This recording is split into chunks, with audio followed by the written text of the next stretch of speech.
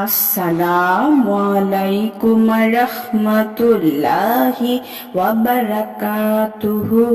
সুপ্রিয় সম্মানিত দর্শক ও শ্রোতা, আশা করি মহান রব্বুল আলামিনের দয়ায় আপনারা সকলেই ভালো আছেন।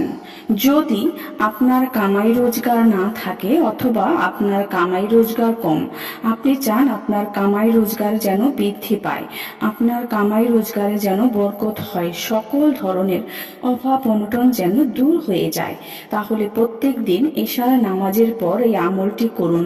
ইনশাআল্লাহ রিজিক বৃদ্ধি পাবে, রিজিকে বরকত হবে, প্রচুর পরিমাণ রিজিক লাভ হবে। ওজিফাটি কিভাবে করবেন? 5 ওয়াক্ত নামাজ অবশ্যই আদায় করবেন এবং প্রত্যেক দিন এশার নামাজের পর এই আমলটি করুন। সর্বপ্রথম 11-12 দুরুদে ইব্রাহিম পড়ুন। অতঃপর ইয়া কারিমু, ইয়া ওয়াহাবু, ইয়া জাত্তাউলি এই কয়েকটা শব্দ একসাথে মিলিয়ে 1066 বার পড়ুন।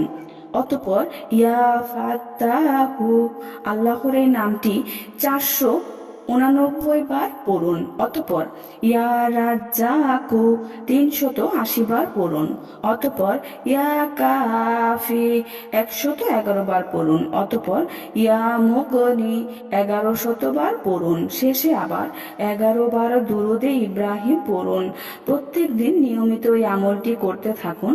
ইনশাআল্লাহ রিজিক বৃদ্ধি পাবে, রিজিকে বরকত হবে, ধন সম্পদ বৃদ্ধি পাবে।